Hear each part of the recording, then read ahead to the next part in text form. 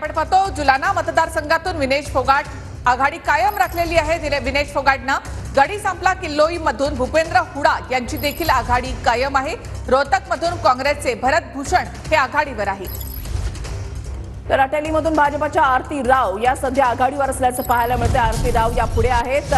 प्रत्येक अपडेट्स आपण या ठिकाणी पाहताय। जुलाना मतदारसंघातून विनेश फोगाटची आघाडी कायम आहे। सुरुवातीपासूनच विनेश फोगाटनं या मतदारसंघातून आघाडी ठेवली आहे। गडी संपला किल्लोईमधून भूपेंद्र हुड्डांची आघाडी सुद्धा या ठिकाणी कायम असल्याचं पाहायला मिळतं। हरियाणाची आकडेवारी आपण पाहूया। काँग्रेस 65, भाजप 20 जागांवर आघाडीवर आणि इतर 4 जागांवर आघाडीवर। इथे आपनं देखील आघाडी घेतल्याचं कळतं। तर काँग्रेस 65 आणि भाजप आता 21 जागांवर आघाडीवर। जम्मू काश्मीरमधला आकडा आपण पाहताय। एनसी आणि काँग्रेस म्हणून 46 जागांवर आघाडीवर, भाजप 25, पीडीपी 5 आणि इतर 6 जागांवर या ठिकाणी आघाडीवर आहेत। हरियाणाचा आकडा पुन्हा एकदा पाहूयात। काँग्रेस 65 जागांवर आघाडीवर, भाजप 21 जागांवर आघाडीवर, तर इतर 4 जागांवर आघाडीवर।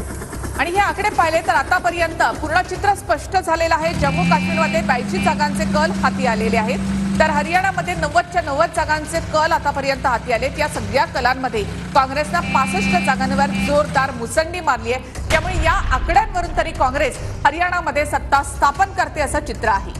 निकाल जे आहे ते आता काही तासातच स्पष्ट होतील। मात्र कलानुसार जर आपण पाहिलं तर काँग्रेसनं चांगलीच मुसंडी घेतलेली आहे। 46 हा जादुई आकडा काँग्रेसनं हरियाणामध्ये केव्हाच पार केलेला आहे। काँग्रेस 65 जागांवर सध्या आघाडीवर असल्याचं पाहायला मिळतंय। तर भाजप ही जवळपास सुद्धा नाहीये। भाजप 21 जागांवरच आघाडीवर आहे, तर इतर 4 जागांवर आघाडीवर या ठिकाणी पाहायला मिळतंय। जेजेपीला अजूनही खातं या ठिकाणी उघडता आलेलं नाही। अनेक दिग्गज हरियाणामधले भाजपचे हे पिछाडीवर असल्याचं पाहायला मिळतंय। त्याच्यामुळे भाजपला हरियाणामधल्या जनतेनं नाकारल्याचं चित्र जे आहे ते सध्या तरी दिसतंय। जम्मू काश्मीरमध्ये आपण पाहिलं तर एनसी आणि काँग्रेस मिळून 46 जागांची आघाडी, भाजप 25 जागांवर आघाडीवर, पीडीपी 5 जागांवर आघाडीवर आणि इतर 6 जागांवर आघाडी।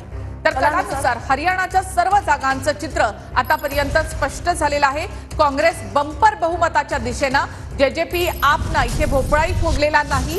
भाजप 21 जागांपर्यंत पोहोचू शकली आहे। त्यामुळे हरियाणाच्या सर्व जागांचे चित्र आतापर्यंत स्पष्ट झालंय। यामध्ये काँग्रेसची जोरदार मुसंडी। हरियाणा आणि जम्मू काश्मीर ही निवडणूक अत्यंत महत्त्वाची आहे, कारण या निवडणुकांच्या निकालांचे परिणाम आगामी महाराष्ट्रामधल्या विधानसभा निवडणुकांवर सुद्धा दिसू शकणार आहेत। त्याच्यामुळे ही निवडणूक अत्यंत महत्त्वाची। भाजप आणि काँग्रेस यांच्यामध्ये काटेकी टक्कर।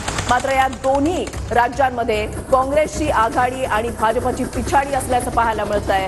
पुन्हा एकदा आकड्यांवर नजर टाकूयात। हरियाणामध्ये काँग्रेस 65 जागांवर आघाडीवर, भाजप 21 आणि इतर 4 जागांवर आघाडीवर आहेत। तर जम्मू काश्मीरमध्ये आकडे पुन्हा एकदा बदललेले आहेत। इथे नॅशनल कॉन्फरन्स आणि काँग्रेस 45 जागांवर, भाजप 26 जागांवर, पीडीपी 5 आणि इतर 6 जागांवर सध्या आघाडीवर। तर मॅजिक